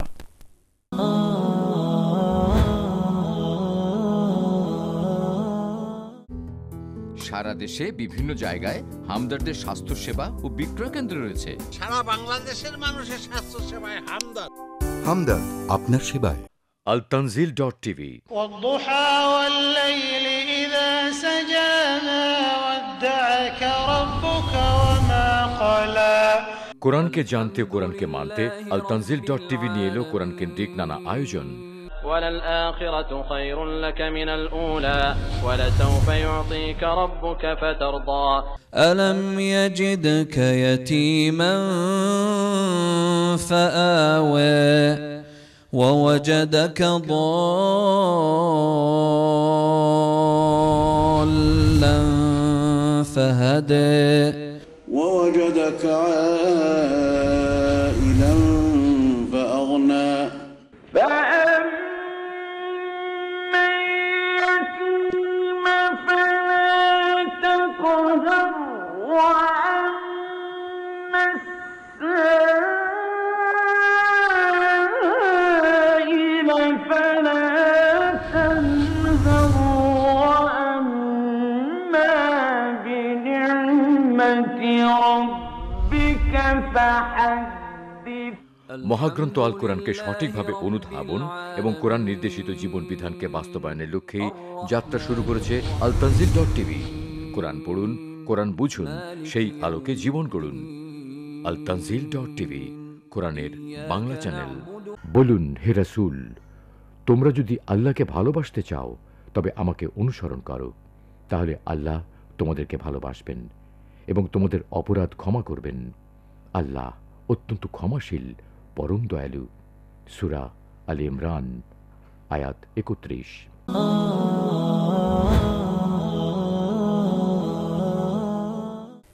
আলহামদুলিল্লাহ, বিরতির পরে প্রিয় দর্শক আবারও সবাইকে আহলান সাহলান জানাচ্ছি আপনাদের প্রিয় অনুষ্ঠান জীবন জিজ্ঞাসায়। আলোচনা চলছে জীবন ঘনিষ্ঠ বিষয় নিয়ে। আপনারা আমাদের আলোচনায় অংশ নিতে চাইলে ফোন করতে পারেন, সেজন্য ফোন করুন 0293594880 এই নাম্বারে। ফেসবুকে আমাদের সাথে যোগ দিতে চাইলে লগ ইন করুন www.facebook.com/dawatv-তে। আলোচনা করছেন আমাদের মোহতারাম কোরআন এবং সুন্নাহের আলোকে বিভিন্ন বিষয় নিয়ে। আমরা মোহতারামের কাছে ফিরে যাব। মোহতারাম, একটু আগেই একটি প্রশ্ন করেছিলাম বিরতির আগে, ওয়াজ বা নসিহত পেশ করার জন্য যে সমস্ত ইসলামিক স্কলাররা বিভিন্ন জায়গায় যাচ্ছেন, অনেক সময় অর্থনৈতিক বিষয়টা নির্ধারিত হয়ে যায় বা কন্ট্রাক্টে যান। এই বিষয়টা মানে ইসলামী শরীয়তের দৃষ্টি নিয়ে যদি আপনি আলোচনা করেন। না, এখানে দুটো বিষয়। একটা বিষয় হচ্ছে যে যারা যাচ্ছেন তাদের দুটো বিষয় আছে। একটা বিষয় তার যে পথ খরচ, তিনি যাচ্ছেন তার পথের একটা খরচ আছে। 2 নম্বর হচ্ছে তার তো একটা ফ্যামিলি আছে, সেখানে তার এই ফ্যামিলি মেনটেন্যান্স ইত্যাদির জন্য নিশ্চয়ই তার একটা অবলম্বন তার থাকতেই হবে। তো এই সকল অবলম্বন নিয়ে তার যেহেতু এখানে তার একটি সময় ব্যয় আছে এবং এখানে এবার আমরা দেখি রাসূলুল্লাহ সাল্লাল্লাহু আলাইহি ওয়াসাল্লামও কিন্তু এরকম আপনার ইয়ের ক্ষেত্রে, যেমন কেউ একজন অন্য কাউকে ঝাড়ফুঁক করেছে, রাসূলুল্লাহ সেখানে তাকে বলেছেন তুমি তার কাছ থেকে উজরা মানে বিনিময় নিতে পারো। ওমর রাদিয়াল্লাহু তাআলা এসে তো ইমামদের জন্য তিনি ভাতাই নির্ধারণ করে দিলেন, না হলে তো ইমাম খুঁজে পাওয়া যাবে না। এখন একটা চিন্তা করে দেখুন, বাংলাদেশে যত ইমাম আছে, যদি বলা হলো যে আগামীকাল থেকে কাউকে বেতন দেওয়া হবে না, সবাই এমনি তারা কাজ করুক, কেউ কি আপনি কি ইমাম খুঁজে পাবেন কোথাও? ইমাম তো খুঁজে পাবেন, উনি বা চলবেন, আর উনি চলো, তার সংসার চলতে হবে না। তো এই জন্য আমাদের প্রথম যে দৃষ্টিভঙ্গিটা থাকা দরকার যে এই ক্ষেত্রে আমাদেরকে যারা এই সার্ভিসটা আমাদেরকে প্রদান করবেন তাদেরও কিন্তু কি আছে, তাদের সংসার আছে, তাদের পার্সোনাল খরচের বিষয় আছে, সেই খরচগুলো তাদেরকে সরবরাহ করা এটি কিন্তু আমাদের দায়িত্ব, যে আমরা তাদেরকে সেভাবে জীবন যাপন করতে তাদেরকে আমরা সহযোগিতা করব। এই মেন্টালিটি নিয়ে আমাদেরকে কাজ করতে হবে। এই জায়গায় একটা প্রবলেম আছে, কিছু কিছু লোক মনে করে যে উনি তো আমাদেরকে দিনের কথাই বলছেন, দিনের কথা বলে আবার টাকা নেবেন কেন? তো এক কাজ করেন, এখন আপনি যেই ব্যবসা বা চাকরি বাকরি করছেন এগুলো ছেড়ে দিয়ে আপনি কিছুদিন দিনের কাজ করুন, ওনাকে সেই কাজটি করতে দেন। এই কাজটি তো উনি দুনিয়া পরিপূর্ণভাবে ভোগ করবেন, কিন্তু অন্য কেউ যদি দুনিয়া ভোগ করার প্রশ্ন আসে, মানে ওলামায়ে কেরামের কথা বলছি, তখনই তাদের গায়ে জ্বালা ধরে যে ওনারা কেন এটি করবেন। তো আপনি তো এখানে অর্থবিত্তের মালিক হচ্ছেন, আপনার প্রচুর পরিমাণ অর্থ সম্পদ আছে, আপনি সেগুলোর জন্য আরো দিন রাত আপনি পরিশ্রম করছেন, সেগুলো নিয়ে আপনি ব্যস্ত আছেন, আপনি শুধু দুনিয়াই অর্জন করলেন। আর এই লোকগুলো দিনের পথে তারা থেকে শুধুমাত্র তারা কষ্টে তারা জীবন যাপন করবে, তাদের বেসিক যে সকল প্রয়োজন আছে এগুলো তারা কোনোভাবে পূর্ণ করতে পারবে না, তা তো হতে পারে না। অতএব এখানে উভয় পক্ষেরই এখানে দায়িত্ব আছে। এখানে যারা এই সকলের আয়োজন করেন তাদের একটা দায়িত্ব আছে যে তাদের সম্মান যথাযথ তাদেরকে সম্মান করা এবং তাদের যে পারিবারিক জীবন আছে, তাদের কষ্ট ইত্যাদিকে সামনে রাখা। এবং এই জায়গায় অনেক জায়গায় আমাদের কাছে এরকম বক্তব্য আছে যে অনেক জায়গায় দেখা যাচ্ছে যে আপনি যদি তাদেরকে বলে না যান যে আমাকে কিছু পয়সা টয়সা দিতে হবে, তাহলে দেখা যাচ্ছে আপনি আসা যাওয়ার জন্য যে খরচ, অতিরিক্ত খরচও তারা দিতে চায় না। মানে মানুষ তো আল্লাহ সুবহান নিজে বলেছেন ওয়াহদিরাতিল আনফুসুশ শুহা, যে মানুষকে আল্লাহ সুবহানাহু ওয়া তাআলা কৃপণ করে তৈরি করেছেন। কার্পণ্য মানুষের মধ্যে একটা থাকেই, কোটি কোটি টাকার মালিক, কিন্তু তারপরে দেখবেন যে সে ফকির বীজ যখন বিকা দেয় তখন সে 2 টাকাই দেয়, তার এর উপর কিন্তু তার হাতে ওঠে না। কিন্তু তার ছেলে মেয়েদেরকে যখন তিনি দেন তখন তিনি লক্ষ লক্ষ টাকা তিনি কিন্তু দিয়ে দিচ্ছেন, তখন আর তার মাথায় একটুও কিন্তু আপনার চিন্তা আসে না যে আমি তাকে এত টাকা দিয়ে দিলাম, এত কোটি কোটি খরচ করছি। কিন্তু ফকিরকে দিলে তার 2 টাকার উপরে, তখন সে 2 টাকার ভাঙতে খোঁজে, 1 টাকার ভাঙতে খোঁজে, 5 টাকার ভাঙতে খোঁজে, এটা আছে কিনা এই মানসিকতা কিন্তু মানুষের আছে। সেই জন্য কিছু লোক এই সুযোগ নিতে তাই আপনাকে কোথাও দাওয়াত দিয়ে নিয়ে গেল, যাওয়ার পরে হয়তো দেখা যাবে যে আপনাকে যে পয়সা দিয়েছে আপনার আসা যাওয়ার পয়সা হয় না, তারপর আপনার সংসারটা কিভাবে চলবে? আপনার তো সেখানে ফ্যামিলি আছে। এটি একটা দিক। 2 নম্বর হচ্ছে আবার কিছু লোক আছে তারা দাওয়াতের নামে তারা এত জুলুমবাজ, তারা এত জুলুম করছে যে এই জুলুমের কোনো শেষ নেই। তারা তো ওইখানে মাঠে ঘাটে তারা কি বলে সেগুলোর তো কোনো হিসাব নিকাশই নেই, যা বলে এগুলোর না আছে কোনো দলিল, না আছে এগুলোর কোনো প্রভাব, এগুলো কিছু গাল গল্প, কিছু সুর, গাল গল্প ইত্যাদি ছাড়া কিছু নেই। আমি আজকেও এক জায়গায় শুনছিলাম যে একজন বক্তৃতা দিচ্ছেন যে রাসূল সাল্লাল্লাহু আলাইহি ওয়াসাল্লামের ইন্তেকালের পর এরকম নাকি হয়েছে যে ফেরেশতারা এসে বললেন যে তাকে আসমানে নিয়ে যাওয়া হবে, সেখানে তাকে দাফন কাফন করা হবে। তো রাসূল সাল্লাল্লাহু নাকি বলছেন যে না, আমি আমার উম্মতের সাথে আমি জমিনেই থাকতে চাই, এখানে আমি তাদের কাছে থাকতে চাই। কোত্থেকে এই সকল জাহেলদের জন্ম হলো? আর এই সকল জাহেলরা কোত্থেকে এই জাতীয় কথাবার্তা বলে? এগুলো মানুষই বা কিভাবে শোনে? আমি অনেক সময় আমার কাছে খুব অবাক লাগে যে এটা কিভাবে সম্ভব এই জমিনে। তো যাই হোক না কেন, এইরকম কিছু জাহেল বা জালেম আছে। আল্লাহ সুবহানাহু ওয়া তাআলার ব্যাপারে বলেছেন সূরা আল ইমরানে, ইন্নাল্লাযীনা ইয়াশতারুনা বিআহদিল্লাহি ওয়া আইমানিহিম সামানান ক্বালীলা أولئك لا خلاق لهم في الآخرة ولا يكلمهم الله ولا ينظر إليهم ولا يزكيهم ولهم عذاب أليم। যে এই ধরনের লোক আছে যাদেরকে আল্লাহ সুবহানাহু ওয়া তাআলা 4 ধরনের শাস্তি প্রদান করবেন, একটা শাস্তি নয়। যারা আল্লাহ সুবহানাহু ওয়া তাআলার সাথে কৃত তাদের প্রতিশ্রুতিকে তারা ভঙ্গ করে এবং আল্লাহর যে আয়াতগুলোকে তারা কম মূল্যে বিক্রি করে দেয়। আল্লাহর কথা বলবে এই জন্য তারা চুক্তি করছে, এত না দিলে আমি যাব না, অত আগেই দিয়ে পাঠিয়ে দিতে হবে, এবং আগে টাকা না দিলে আমি কোনো আলোচনাই শুরু করবো না, আগে আমার টাকা পে করেন, আমার জন্য এই খাবার মেনটেন করেন। ওই সকল খাবার আবার তারা টিফিন ক্যারিয়ার বড় করে নিয়ে যায়, ওই খাবার আবার তার টিফিন ক্যারিয়ারে ব্যাপকভাবে দিয়ে দেওয়া লাগে। ওগুলো আবার তিনি বলেন যে আমি খাবো না, আমার এখন শরীর খারাপ লাগে, আমি রাস্তায় খাবো, বাড়িতে নিয়ে খাবো। এইরকম বিভিন্ন ধরনের কাহিনী কিন্তু আমরা রাস্তাঘাটে বা বিভিন্ন জায়গায় শুনে থাকি। এই জাতীয় কাজ যারা করে থাকেন তারা কিন্তু আল্লাহ সুবহানাহু ওয়া তাআলার আয়াতগুলো নিয়ে তারা খেলছেন, তারা এগুলোকে তারা কম মূল্যে বিক্রি করে দিচ্ছেন। এগুলোর যে মর্যাদা থাকা দরকার ছিল এগুলো তারা রাখেন না। আল্লাহ সুবহানাহু ওয়া তাআলা বলছেন যে উলাইকা লা খালাকা লাহুম ফিল আখিরা, আখিরাতে এরা কিছু পাবে না, দুনিয়াতেই তারা পেয়ে গিয়েছে। আমাকে মুরগি খাওয়াতে হবে, আমাকে ওই যে কি বলে পাখির মাংস খাওয়াতে হবে, আমাকে ওই মাছ খাওয়াতে হবে, 50 পদের 60 পদের আইটেম লেখা থাকে, আমি এটা খাই, আমি ওটা খাই না, এইটা আমাকে দেয়া লাগে ইত্যাদি, অ্যাডভান্স টাকা দিলে সেটা ফেরত দেওয়া হয় না। এই যে জুলুমবাজ একদল আছে, এই সকল জুলুমবাজদের ব্যাপারে আমরাও তো মানুষদেরও তো দায়িত্ব আছে, আমাদের কথা সতর্ক থাকা দরকার যে কার কথায় আমার মধ্যে প্রভাব তৈরি হচ্ছে। আমি তো একটা আলোচনার সেশন বা একটা ওয়াজ নসিহতের আয়োজন করছি মানুষের মধ্যে কি কিছু প্রভাব তৈরি হওয়ার জন্য। একজন গল্প করে গেল, আমরা কিছুক্ষণ কানেরও কিন্তু একটা সুখ আছে, কানের কিছু সুখ লাগলো যে কিছু আমরা সুরের কথাবার্তা শুনলাম, কিছু গল্প শুনলাম, এরপরে সুর দিয়ে চলে গেলে এই লোকও শেষ গেছে, আমাদের ওয়াজও গিয়েছে, দুইটার একটাও নাই, এই লোকও নাই, ওয়াজও নাই। এই জাতীয় আয়োজন যারা করে তাদেরও তো তাদের ব্যাপারে সতর্কতা আছে যে তারা কি জন্য আয়োজন তারা করছে। তারা মানুষকে দেখানোর জন্য, কিছু আনন্দ ফুর্তি করার জন্য করেছে, অতএব এটা তাদের জন্য বুমেরাং, ব্যাকফায়ার করবে।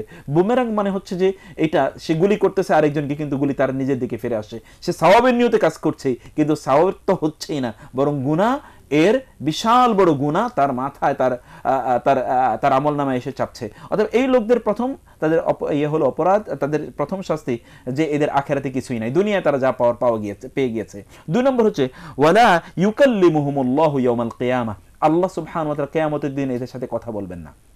ওয়ালা ইউযাক্কিহিম, তাদেরকে পুত পবিত্র করবেন না। ওয়ালাহুম আযাবুন লা ইয়ানজুরু ইলাইহিম, আল্লাহ তাদের দিকে তাকাবেন না। ওয়ালা ইউকাল্লিমুহুম, তাদের সাথে কথা বলবেন না। ওয়ালা ইউযাক্কিহিম, তাদেরকে তিনি পুত পবিত্র করবেন না। ওয়ালাহুম আযাবুন আলীম, এদের জন্য রয়েছে ভয়ঙ্কর শাস্তি। অতএব আল্লাহ সুবহানাহু ওয়া তাআলা তাদের দিকে তাকাবেন না, তাদের সাথে কথা বলবেন না, তাদেরকে পুত পবিত্র করবেন না, অর্থাৎ তাদের অপরাধগুলো তিনি মাফ করবেন না, এবং তাদের জন্য রয়েছে ভয়ঙ্কর শাস্তি। এই 4টি আযাব রয়েছে, শাস্তি রয়েছে এই সকল লোকজনের যারা এই কাজগুলো করে। সেজন্য আমরা অনুরোধ করব, আপনার আসলে কত দরকার আল্লাহ সুবহানাহু ওয়া তাআলা যে আপনাকে এই যে মানুষ আপনার কথাবার্তা শুনে, এটাই তো আপনার জন্য আল্লাহর পক্ষ থেকে বিশাল বড় নেয়ামত। অতএব এই নেয়ামতের শুকরিয়া আদায় করুন। আপনি মানুষকে এইভাবে বাধ্য করে মানুষদের দিন শেখার একটা কি আছে, একটা স্পৃহা আছে, একটা তৃষ্ণা আছে। এই তৃষ্ণাটাকে পুঁজি করে আপনি এরকম সম্পদের পাহাড় আপনি গড়ছেন। এই সম্পদ তো আপনি নিজেও ভোগ করতে পারবেন না, আপনার পরবর্তী প্রজন্ম এই সকল সম্পদ ভোগ করবে, আপনার কোনো কাজে আসবে না। অতএব যারা দায়ীদের একটা কি, তাদের একটা তাদের উসুল থাকা দরকার, তাদের একটা খোলক আখলাক থাকা দরকার, তাদের একটা নৈতিকতা থাকা দরকার যে আমি কিভাবে এটি করি।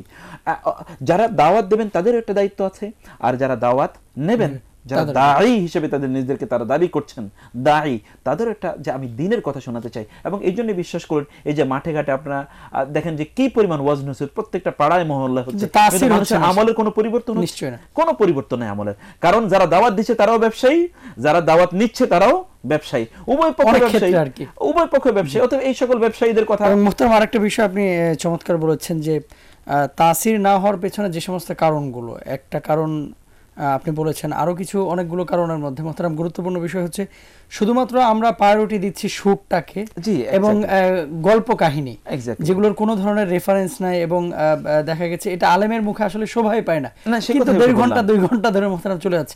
এখন আমি আরেকটা বিষয় বলি যে অনেক ওয়াইজিন আলহামদুলিল্লাহ যাদের কণ্ঠের আল্লাহ তাআলা মাধুর্যতা দিয়েছেন এবং সুন্দর একটা কণ্ঠ দান করেছেন, তারা মার্চের 31 তারিখ পর্যন্ত ব্লক হয়ে গেছেন। 3 মাস একটা দিন খালি নেই, 2টো মাহফিলও আছে, হেলিকপ্টারে যাচ্ছেন, বিমানে যাচ্ছেন, এতে আমাদের কোনো আপত্তি নেই। আলহামদুলিল্লাহ, আল্লাহ তাআলা মর্যাদা বাড়িয়ে দিন। কিন্তু একটা বিষয় মুহতারাম, সেটা হচ্ছে আপনি নিজেও একজন বড় ইসলামিক স্কলার, আলহামদুলিল্লাহ আপনাকে সারা দেশের মানুষই আলহামদুলিল্লাহ চিনে বিভিন্ন প্রোগ্রামের মাধ্যমে। আপনি যদি একটু আমাদের এই নসিহতকারী ভাইদেরকে অথবা ওয়াইজেন ভাইদেরকে একটু দিক নির্দেশনা দেন। এই কারণে অনেকেই এই আজকে পঞ্চগড় মাহফিল এখানে যে কথাগুলো বলছেন, কালকে আবার মাহফিল 2টা কুমিল্লায়, পঞ্চগড় থেকে এই কুমিল্লা আসতে ওনার যে সময় এবং ওনার যে শারীরিক যে কন্ডিশন, ওনার তো একটা বিশ্রামের প্রয়োজন আছে। পঞ্চগড়ে যে বয়ান করতেছেন কুমিল্লায় এসে সেই বয়ানই করে যাচ্ছেন। কুমিল্লার মানুষ আবার চিটাগাং যাচ্ছেন না, পরের দিন কিন্তু ওনার মাহফিল চিটাগাং, ওখানেও কিন্তু একই বয়ান চলতেছে। তো 3টা বয়ান সিলেক্ট করে উনি গোটা বাংলাদেশের এমন কোনো জেলা নাই যেখানে মাহফিল করছেন না এই 3টা বয়ান দিয়েই। তো এত বড় একটা প্ল্যাটফর্ম আল্লাহ রাব্বুল আলামিন তৈরি করে দিলেন, এত হাজার হাজার মানুষকে তার সামনে নিয়ে এসে, এটা তো 4টিখানি কথা না, এতগুলো মানুষকে একত্রিত করা, তো তাদের সামনে একজন ইসলামিক স্কলার যাবেন অথচ পড়াশোনা করে যাবেন না, এই বিষয়টাকে আপনি কিভাবে দেখছেন? না, এটা তো হতেই পারে না, এটা তো জাহিলি যুগের, এটা কিয়ামতের একটা আলামত। কিয়ামতের একটা আলামত হচ্ছে যে লোকেরা না জেনে তারা যেটা জানবে না এই ব্যাপারে তারা কথাবার্তা বলবে। এটা আশরাতুস সাআতের মধ্যে একটি, যে কাসুরাল জাহলু, মানে জ্ঞান কমে যাবে আর জাহালত বৃদ্ধি পাবে। এটা তো জাহেলদের আলামত। একজন ব্যক্তি দেখেন, তার তো জানা দরকার যে মা ইয়ালফিযু মিন কাওলিন ইল্লা লাদাইহি রাকীবুন আতীদ, প্রত্যেকটা শব্দ মহান আল্লাহ সুবহানাহু ওয়া তাআলা লিখে রাখছেন। তিনি যা বলছেন প্রত্যেকটা কথা যদি কোরআন এবং সুন্নাহ এর আলোকে না হয়, তাহলে প্রত্যেকটা শব্দের জন্য মহান আল্লাহ সুবহানাহু ওয়া তাআলার কাছে তাকে কিয়ামতের দিন জবাবদিহি করতে হবে তিনি যা বলছেন। এজন্য ওলামায়ে কেরামের উচিত তারা কোরআন এবং সুন্নাহর বাইরে একটি শব্দ তারা বলবেন না। কোরআন এবং সুন্নাহই তো আমাদের ওয়াজ নসিহতের জন্য যথেষ্ট, নাকি আমাদেরকে নতুন করে বানিয়ে কিছু গালগল্প করার কোনো প্রয়োজন আছে? তাহলে তো আল্লাহ সুবহানাহু ওয়া তাআলা, তাহলে তো আমাদের আকীদাটা এরকম হয়ে যাচ্ছে যে কোরআন এবং সুন্নাহ যথেষ্ট নয়, অতএব আমাদের নতুন করে নিজেদের কিছু সেখানে তৈরি করার দরকার আছে। কোরআন এবং সুন্নাহ আল্লাহ যা দিয়েছেন এটা অনেক আগেই যথেষ্ট ছিল, এখন আর এটা এখন এতটা যথেষ্ট না। এখন আমাদের নিজেদের কিছু এখানে গবেষণা করে বের করা দরকার যে আমরা নিজেরা কিছু করব। কোরআন এবং সুন্নাহকেই তো আপনি নাকিস মনে করলেন, অতএব এইজন্য উলামায়ে কেরামদের উচিত যা কোরআন এবং সুন্নাহে আছে এক্স্যাক্টলি কোরআন এবং সুন্নাহকে রিপ্রেজেন্ট করা। আল্লাহ রাসূল সাল্লাল্লাহু আলাইহি ওয়াসাল্লাম তো এই কোরআন দিয়ে মানুষকে দাওয়াত দিয়েছেন, তাই না? তিনি আল্লাহ রাসূল সাল্লাল্লাহু আলাইহি ওয়াসাল্লাম 5 মিনিট 10 মিনিটের কথা বলেছেন, সর্বোচ্চ তার বিদায় হজের ভাষণ কত মিনিট? 11-12 মিনিটের ভাষণ। এটা সর্বোচ্চ ভাষণ রাসূল সাল্লাল্লাহু আলাইহি ওয়াসাল্লামের। তার আগের ভাষণ মানে এখানে বোঝা যায় কিন্তু সুর ছিল না, শুধু ভাষণ ছিল, শুধু তো ভাষণ ছিল, তাই না? এই ভাষণগুলো শোনার পরে সাহাবায়ে কেরামরা তারা কান্না করতে করতে করতে জমিন ভাসিয়ে ফেলেছেন, এতটা তাসির ছিল। এতটুকু কথা কিন্তু আমরা 3 ঘন্টা 4 ঘন্টা আওয়াজ করার পরেও তারপরে বলি যে আজকে শুধুমাত্র ভূমিকা বললাম, আর একদিন আসলে মূল ওয়াজটা আমি করব। তাহলে আপনি আজকে কি বললেন? আসলে এই লোকগুলোকে সুর এটাকে কিন্তু নেগেট করছে না, কারণ সুর এটা আল্লাহর পক্ষ থেকে, এটা নেয়ামত। সুর আল্লাহর পক্ষ থেকে নেয়ামত, এবং কোরআন সুর দিয়ে তেলাওয়াত করা রাসূলুল্লাহ বলেছেন তাগান্নাও, যে তোমরা সুর দিয়ে কোরআন তেলাওয়াত করো। যে সুর দিয়ে কোরআন তেলাওয়াত করে না ফালাইসা মিন্না, সে আমার উম্মার অন্তর্ভুক্ত নয়। কোরআনকে সুর দিয়ে তেলাওয়াত করা, সুন্দর করে তেলাওয়াত করা, এটি কিন্তু হাদিসেরই নির্দেশ। তো যাই হোক, রাসূলুল্লাহ বলেছেন যে আল্লাহ নবী রাসূলদেরকে অন্য কোনো ব্যাপারে এতটা নির্দেশ দেন না যতটা নির্দেশ দিয়েছেন কোরআন কে সুর দিয়ে সুন্দর করে তেলাওয়াত করার ব্যাপারে। মান লাম ইয়াতাগান্না বিল কোরআন ফালাইসা মিন্না, যে কোরআন সুন্দর করে সুর দিয়ে তেলাওয়াত করে না সে আমার উম্মার অন্তর্ভুক্ত না। তো যাই হোক, সুর এটা আল্লাহর পক্ষ থেকে একটা নেয়ামত, যার এটা আছে তিনি মানুষকে আকৃষ্ট করবেন। কারণ কান যদি সুর শুনে তখন কান আরো বেশি আকৃষ্ট হয় যে এই কথাটি শোনার জন্য। এবং মুহতারাম বিষয়ভিত্তিক আলোচনার ব্যাপারে এবং পড়াশোনার বিষয়, এখানে প্রথম কথা যে তিনি অবশ্যই তিনি রেফারেন্স ছাড়া কোনো কথা বলবেন না। 2 নম্বর হচ্ছে তাকে পড়াশোনা করতে হবে, প্রত্যেকটা মুহূর্তে তাকে জ্ঞান চর্চার মধ্যে তাকে সময় ব্যয় করতে হবে। তিনি মানুষকে কি বলছেন, প্রত্যেকটা মানুষ ওই সমাজের আসলে চাহিদা কি, ওইখানে সমস্যাটা কি, সেই সমস্যাটা তার অ্যাড্রেস করা দরকার। তিনি গোটা বছর জুড়ে 1-2টা বক্তব্য তিনি বললেন, তিনি তো আমানত খেয়ানত করছেন। মানুষ তাকে যেই উদ্দেশ্যে নিচ্ছে সেই উদ্দেশ্যতে তিনি খেয়ানত করছেন, অতএব তিনি খেয়ানতকারী। এই সকল খেয়ানতকারীরা মহান আল্লাহ সুবহানাহু কাছে তাদেরকে কিন্তু প্রত্যেকটা বিষয়ের জন্য কিন্তু তাদেরকে জবাবদিহি করতে হবে। তারা মানুষের কাছ থেকে যা নিচ্ছেন তার পারিশ্রমিক হিসেবে ওই ততটুকু তাকে শ্রম দিতে হবে না, ততটুকু তাকে বিনিয়োগ করতে হবে না, ততটুকু তাকে তো সেখানে মানুষের হৃদয়ের খোরাক তাকে দিতে হবে। এই খোরাক যারা দেন না তারা কিন্তু জুলুম করে, তারা অন্যায়ভাবে চিটিং এর মাধ্যমে মানুষের কাছ থেকে অর্থ আদায় করছেন। অতএব এটা তাদের জন্য হালাল হবে কিনা তাদেরকে এটা নতুন করে অবশ্যই তাদেরকে ভাবতে হবে।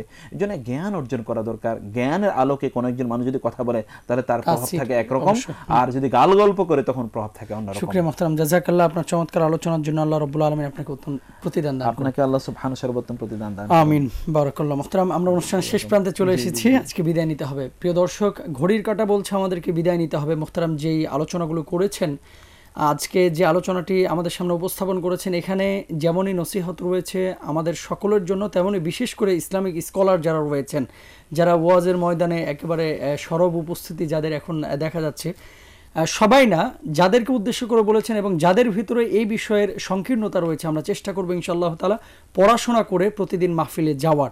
আল্লাহ রাব্বুল আলামিন আমাদের সবাইকে সেই তৌফিক দান করুন, আমিন। আজকের মতো বিদায় নিচ্ছি, সকলেই ভালো থাকুন সে দোয়া রইল। আল্লাহ হাফেজ, আসসালামু আলাইকুম ওয়া রাহমাতুল্লাহি ওয়া বারাকাতুহু।